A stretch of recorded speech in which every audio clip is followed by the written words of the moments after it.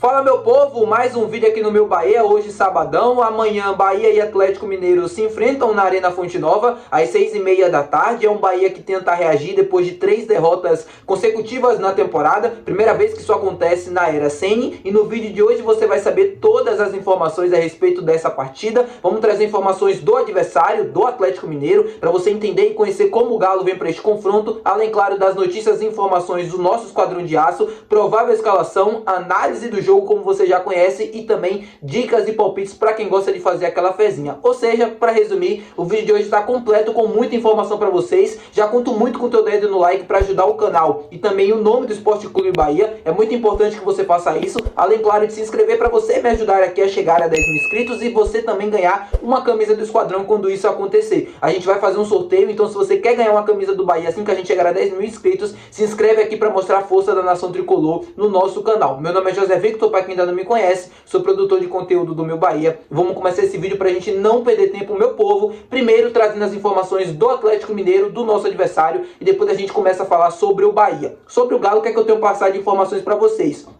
O Atlético Mineiro vem com alguns desfalques para este confronto. Isso mesmo. O Atlético deve poupar alguns jogadores, tendo em vista a grande decisão que vai ter no meio de semana pela Copa Libertadores da América. Ou seja, o Gabriel Milito, treinador do Atlético, deve promover algumas mudanças na equipe titular. Uma delas, a mais importante na minha opinião, é a do atacante Paulinho, um dos grandes destaques da equipe até aqui, né? Há muito tempo vem fazendo bastante gols e formando dupla de ataque com o Hulk, mas deve ficar de fora deste confronto, não deve começar entre os 11. Outro jogador bastante importante e também influente que deve ficar de fora é o lateral esquerdo Guilherme Arana, que esteve com a seleção brasileira durante a data FIFA, se reapresentou, né? Teve aí o jogo do meio de semana do Galo também contra o São Paulo pela Copa do Brasil, mas para esse jogo contra o Bahia não deve começar como titular, além do zagueiro Alonso e do meio-campista Franco. Ou seja, é o Galo sem esses 4 titulares, né? Os 4 jogadores considerados titulares, já pensando na decisão que vai ter na próxima semana na Copa Libertadores da América. Ficou mais fácil? Só na teoria mesmo,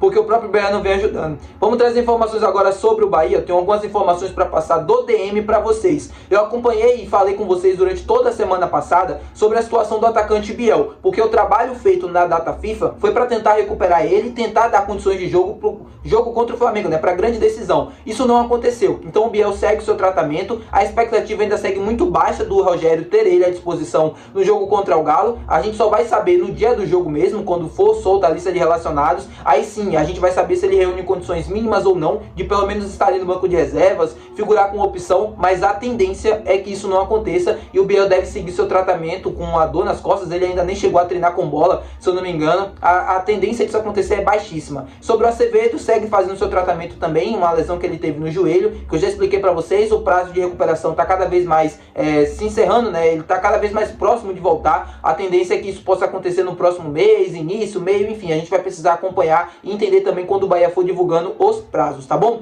Sobre a equipe agora, né? O Bahia já se reapresentou depois da eliminação para a equipe do Flamengo, já iniciou os trabalhos curtos, né? Até porque não se tem muito tempo para trabalhar entre um jogo e outro. É o Rogério que deve fazer alguns ajustes mínimos. O time teve um período muito grande de treinamentos, então acho que deu para fazer muita coisa nesse sentido tático e tal, treinos desse nível para poder ajustar. Não aconteceu contra o Flamengo, né? E não aconteceu com um ponto de exclamação. O time deixou muito a desejar em termos de postura, de desempenho, principalmente na parte tática, anímica, enfim. A gente vai precisar entender como vai ser esse novo Bahia para o Atlético Mineiro. E já entrando no assunto da escalação, eu queria passar para vocês também algumas coisas.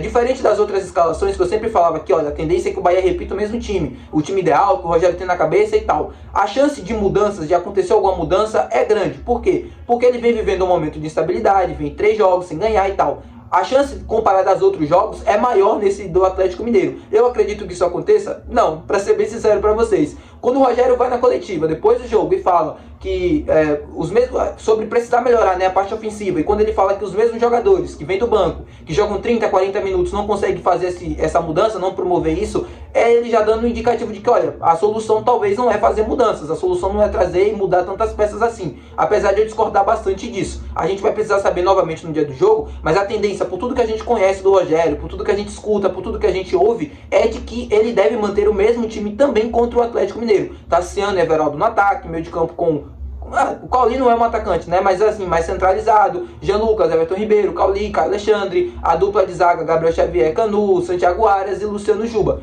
E no gol, Marcos Felipe. A tendência é que esse time se mantenha e que seja o time que vai começar contra o Atlético Mineiro amanhã. Vitor, o que é que você gostaria de ver de diferente? Eu acho que o Luciano Rodrigues, por exemplo, poderia ser uma opção. Tudo bem que ele não vem entrando bem, mas eu acho que seria uma opção a mais, né? Um jogador a mais para tentar mudar e para tentar fazer com que o Bahia fosse um time diferente no setor de ataque. É óbvio que ele pode mudar as peças, mudar posicionamento, fazer algo diferente sem mexer nos jogadores que possa dar resultado. Isso pode acontecer. E aí a gente vai estar aqui falando depois do jogo sobre isso. Mas a chance disso acontecer não é tão grande assim. Até porque o Everaldo não vem vivendo uma grande fase.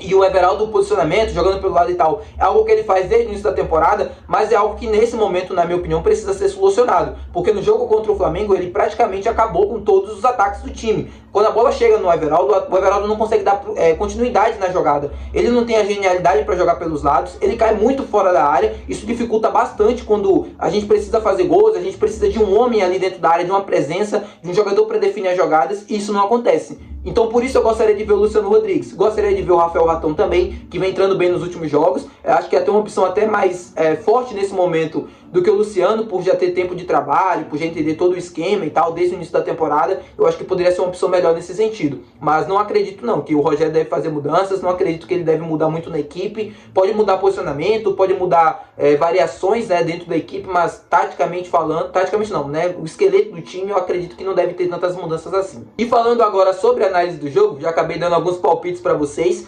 confesso para vocês que é um jogo assim que me deixa com muitas dúvidas na cabeça, para ser bem sincero.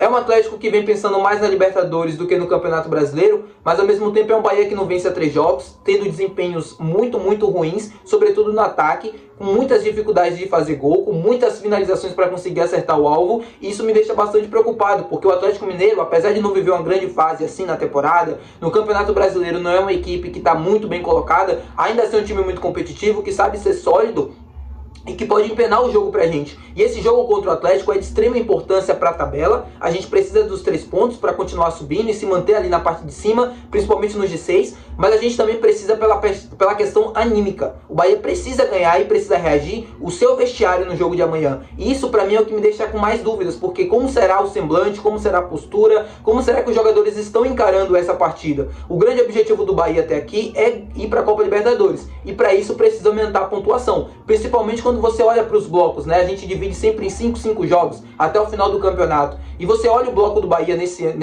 bloco de agora, né? Esse é um empate contra o Botafogo e uma derrota contra o Bragantino. E se eu não me engano, em cada bloco o Bahia precisa fazer no mínimo 11 pontos para continuar na briga pela Copa Libertadores. Ou seja, os próximos adversários vão ser adversários complicados. Se eu não me engano, no dia 5 de outubro já tem um Flamengo novamente pelo Campeonato Brasileiro. Tem equipes da parte de cima em que o time vai precisar reagir e continuar somando pontos.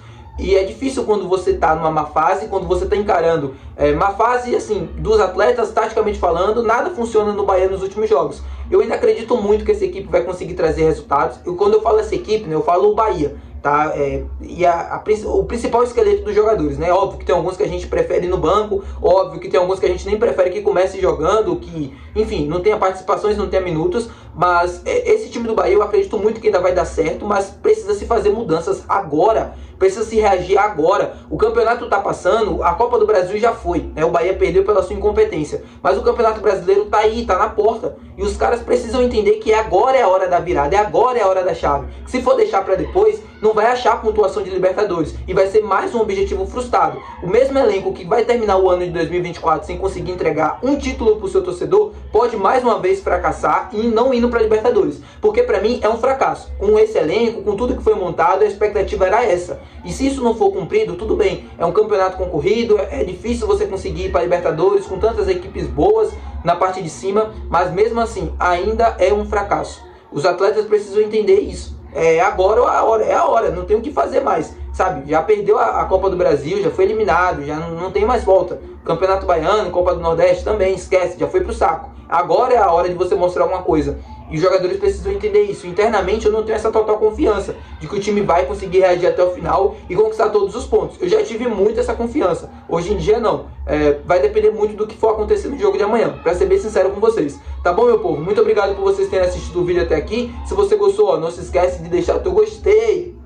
E é muito importante mesmo. Além, claro, de se inscrever, porque vai ajudar o canal também a continuar crescendo. E você, torcedor, vai poder ganhar uma camisa do Bahia assim que a gente chegar a 10 mil inscritos, tá bom? Muito obrigado por assistir o vídeo até aqui. Se você gostou, não se esquece de fazer tudo isso que eu falei. Além, claro, de comentar. E até o próximo vídeo. Valeu e tchau!